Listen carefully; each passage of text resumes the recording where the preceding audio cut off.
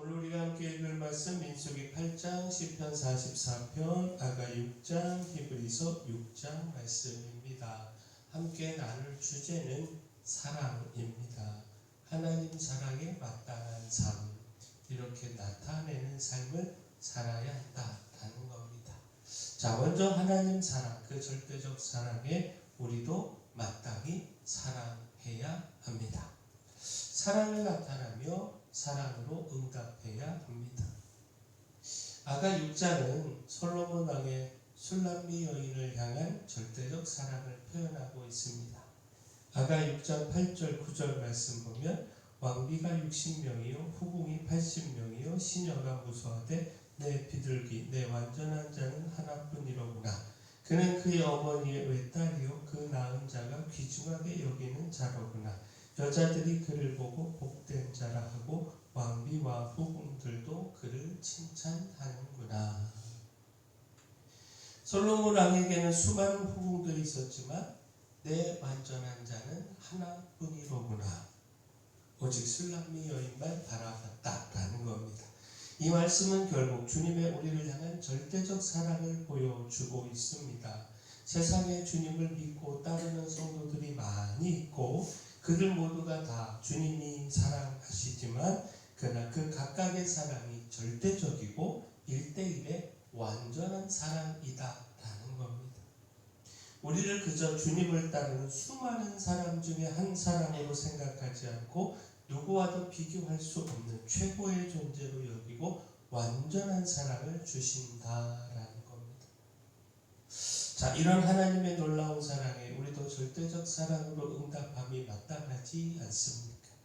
우리도 오직 주님만을 바라보는 사랑을 나타내 보여야 합니다. 곧 아가 6장 12절 말씀 보면 부지중에 내 마음이 나를 내 귀한 백성의 수레 가운데 이르게 하였구나. 술람미 여인이 자신도 모르게 그 사랑하는 솔로몬 왕의 수레에 올랐다라는 말씀인데 이처럼 주님 사랑에 이끌려서 그 마음을 주님께 두어야 하고 주님과 함께 어디든 가야 합니다. 또한 하나님의 그 놀라운 사랑에 마땅히 충성해야 합니다. 충성으로 하나님을 향한 사랑을 나타내야 합니다. 민수기 8장은 레위인을 구별하여 세우고 회막에서 봉사하게 하신 말씀입니다. 곧 이스라엘 자손 중 레위인들이 하나님의 소유가 된다라는 겁니다.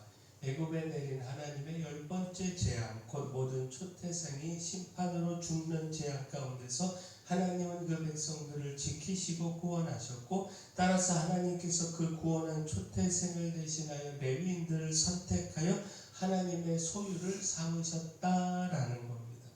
그들을 하나님의 회막에서 봉사하게 하신다라는 겁니다.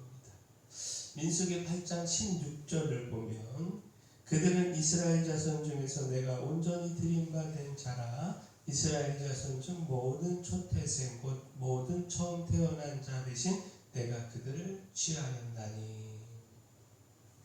자, 결국 무엇입니까? 하나님의 구원의 사랑에 응답하여 충성하고 헌신하는 것 마땅한 일 아니겠습니까? 하나님의 놀라운 사랑으로 그 생명을 구원받았으니 그 생명을 다하여 마땅히 하나님께 충성해야 하지 않겠습니까? 하나님을 향한 충성으로 하나님을 향한 사랑을 나타내야 합니다. 따라서 또한 중요한 것이 거룩함입니다. 거룩하신 하나님 앞에서 거룩하지 않고는 온전히 설 수 없고 섬김도 있을 수 없습니다. 이를 위해 하나님은 정결 예식을 통하여 레위인들을 거룩하게 세우고 또 레위인들을 요제로 드려서 봉사하게 할 것을 명령하셨고 모세는 그 명령을 따라서 레위인들을 세워 성막에서 봉사하게 했습니다. 민수기 8장 21절 22절 말씀 보면 레위인이 이에 쇠에서 스스로 깨끗하게 하고 그들의 옷을 빨매 아론이 그들을 여호와 앞에 요제로 드리고 그가 또 그들을 위하여 속죄하여 정결하게 한 후에 레위인이 회막에 들어가서 아론과 그의 아들들 앞에서 봉사하니라. 여호와께서 레위인의 일에 대하여 모세에게 명령하게 하신 것을 따라 그와 같이 그들에게 행하였더라.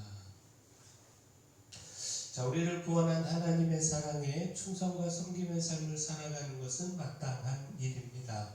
그 충성의 삶에 어떤 큰 능력이나 실력이 요구되지 않습니다. 오직 요구되는 것 정결함입니다. 따라서 우리도 하나님의 구원의 사랑을 기억하며 충성해야 하고 또 이를 위해 힘써야 할 것 정결함입니다. 또한 하나님의 그 사랑에 변함없는 믿음을 보여야 합니다.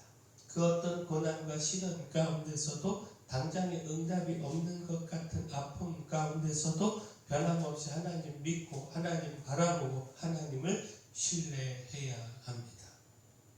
시편 44편은 조롱과 능욕과 비방 중에 하나님의 구원을 간구한 고라 자손의 기도입니다. 고라 자손은 하나님의 사랑으로 그 조상들에게 베푸셨던 그 구원과 기업의 축복을 회상했습니다.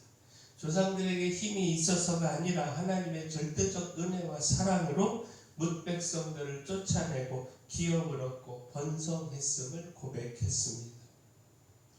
그러나 지금은 그 주신 땅에서 쫓겨나 여러 민족 중에 흩어졌습니다. 조롱과 능력과 고통을 당하고 있다라는 겁니다. 따라서 하나님께서 일어나 이전처럼 그 사랑으로 구원해 주시기를 간구하고 있는 겁니다. 근데 주목할 말씀이 그런 능력과 수치와 시련 중에서도 그 백성들이 변하지 않는 믿음을 보였다라는 겁니다. 하나님을 잊지 않고 떠나지 않으며 결코 우상과 헛된 신들을 섬기지 않았다라는 겁니다. 그 시편 44편 17절에서 21절까지 말씀 보면 이 모든 일이 우리에게 임하였으나 우리가 주를 잊지 아니하며 주의 언약을 어기지 아니하였나이다. 우리의 마음은 위축되지 아니하고 우리의 걸음도 주의 길을 떠나지 아니하였으나 주께서 우리를 승량의 처소에 밀어 넣으시고 우리를 사망의 그늘로 덮으셨나이다. 우리가 우리 하나님의 이름을 잊어버렸거나 우리 손을 이방 신에게 향하여 폈다면 하나님이 이를 알아내지 아니하셨으리이까. 무릇 주는 마음의 비밀을 아시나이다. 따라서 고라 자손은 변하지 않는 우리의 믿음을 보시고 하나님께서 구원해 주시기를 간구했습니다. 자, 결국 무엇입니까? 하나님의 사랑에 우리가 보여야 할 믿음은 변함없는 믿음입니다. 축복과 번성의 때에만 하나님의 사랑을 느끼고 하나님을 믿으며 고난과 시련의 때에는 믿음을 버리고 하나님으로부터 돌아서는 것, 이것은 어리석은 일입니다. 축복의 때나 고난의 때나 변함없는 하나님의 사랑을 찾고 발견해야 하고 또 변함없는 믿음의 모습을 보여야 합니다. 고난 중에도 끝까지 하나님을 신뢰하고 하나님의 구원을 믿으며 기다려야 합니다. 이것이 그 사랑의 마땅한 삶입니다.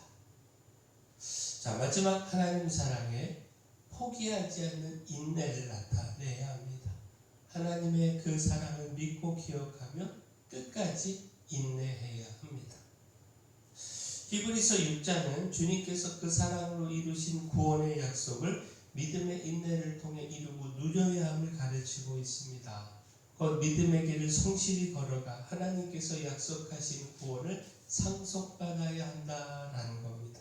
히브리서 6장 11절 12절 말씀 보면 우리가 간절히 원하는 것은 너희 각 사람이 동일한 부지런함을 나타내어 끝까지 소망의 풍성함에 이르러 게으르지 아니하고 믿음과 오래 참음으로 말미암아 약속들을 기업으로 받는 자들을 본받는 자 되게 하려는 것이니라. 하나님의 사랑과 예수 그리스도의 희생을 통해 구원이 우리에게 약속으로 주어졌는데 그 믿음의 길에서 힘겹다고 포기하여 약속을 놓친다면 하나님의 사랑과 그리스도의 희생을 헛되이 하는 것 아니겠습니까? 따라서 그 사랑과 희생에 마땅히 인내하며 약속하신 구원을 유업으로 받아야 합니다. 우리를 향한 주님의 절대적 사랑에 우리도 마땅히 사랑해야 합니다. 그 사랑에 마땅히 충성하며 변함없는 믿음과 포기하지 않는 인내를 나타내야 합니다. 바라긴